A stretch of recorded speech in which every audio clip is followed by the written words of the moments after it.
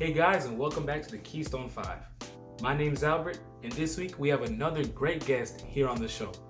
This week's guest is none other than the great NFL player, James Bradberry. So before we get into the interview, let's roll the intro.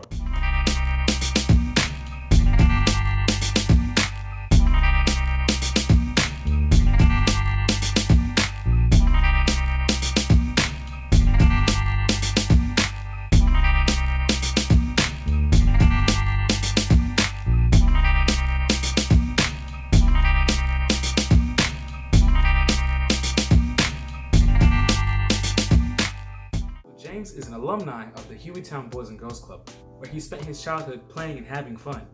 But most importantly, he spent it learning critical life lessons along the way. James grew up at the club, and he eventually got a job there. Since his time at the club, James has gone on to play collegiate football at Samford University, right here in Alabama.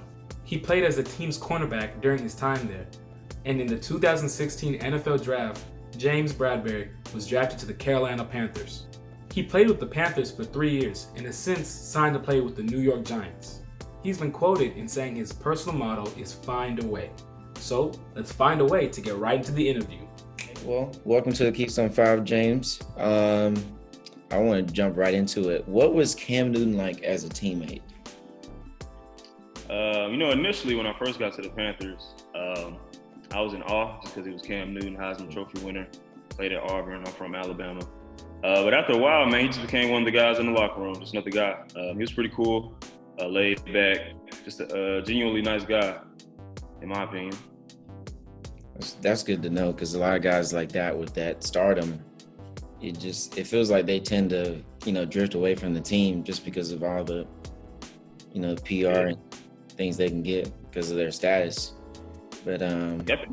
A bad rep from a lot of guys. I think just because it usually be Alabama fans that don't like it. Exactly. I'm an Auburn fan. I enjoyed that season. So anytime someone talks bad about Cam, I get defensive myself. I know he's not that. I think people forget that, like, you guys are human too. Like, you grew up in like the same neighborhoods and went to the same schools as everyone else did, but it's just you see him on TV, you think he's a different person, but he's really not. So, but to go on that competitive, how competitive were you at the Boys and Girls Club? I like to say I was pretty competitive, especially when it came to like the sports, like football, basketball. Those are probably my two most competitive sports that I played when I was at the Boys and Girls Club. Of course, we played dodgeball a lot too. I was competitive in that. Got to. We played Snatch the Chicken as well. I enjoyed playing that. So, I was pretty competitive. Going against guys like, because we used to always compete with the staff members as well. Yes, so going against Tim Clinton, Jamie Gilmore could shoot. So going against him in basketball, kind of builds that competitive nature. And I guess it kind of helped me out with my football career. Yeah. I would say. You get around people that are competitive, you're bound to get better. It's just the nature of competing, really. That's like a lot of the reasons why I still play sports. Sports are such a different environment, and it's hard to attain that environment, like to stay in it because of the amount of competitive stuff going on. So for the kids that attend the Boys and Girls Club across our nation, can you tell us some key lessons that you learned in your athletic career that have helped you become a professional athlete? For me, it was not letting the failures that I had, not letting that build into that doubt that I might have. Use those failing moments and also that doubt as like fuel, like build your success. Eventually get that result that you want, because I wasn't the best coming out of high school. I wasn't the most highly recruited. I went to a small school, so I had to work my way. I had to get rid of all these opinions that people thought about me. They thought I wasn't good enough, so I had to make sure I put the work in, put the time in to make sure I was good enough to play on that Saturday when I was in college, or that Friday when I was in high school, and now that Sunday when I play in the league.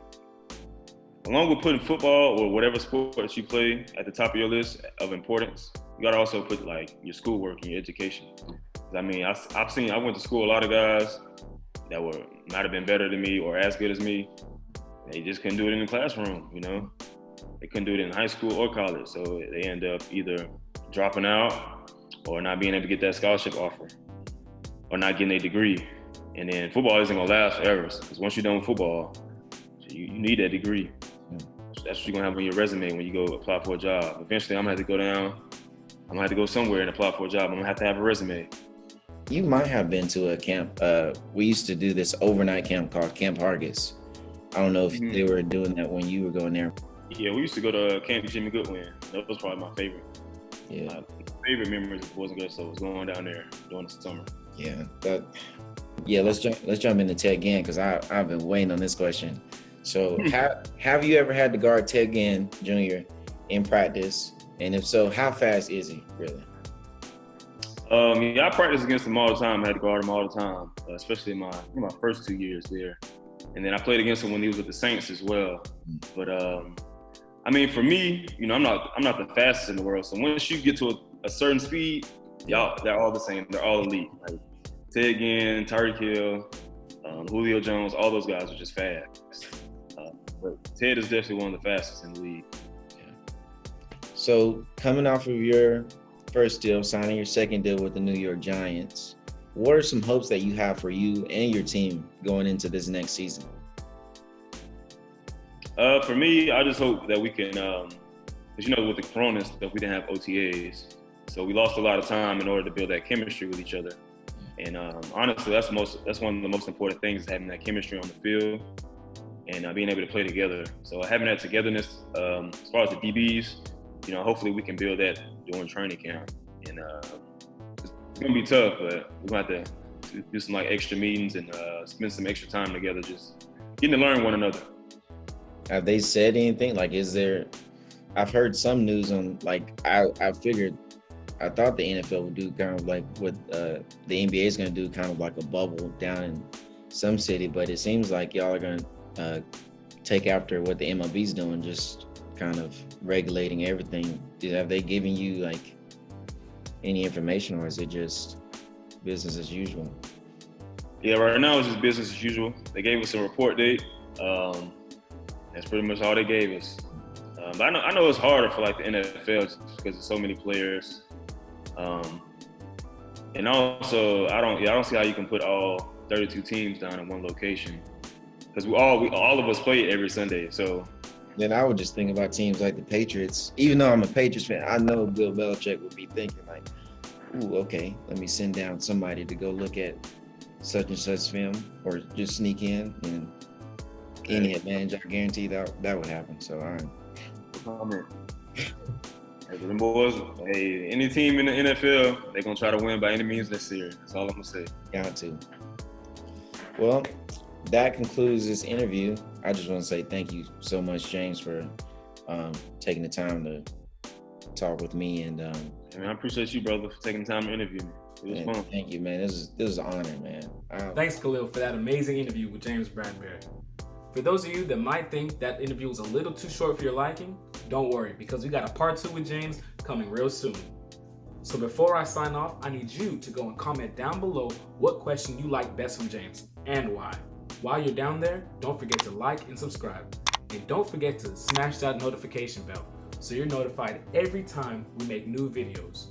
That means you hear when we make alumni spotlights, the computer science show episodes, and any other virtual programming. This has been Albert with the Keystone 5, signing off. Peace.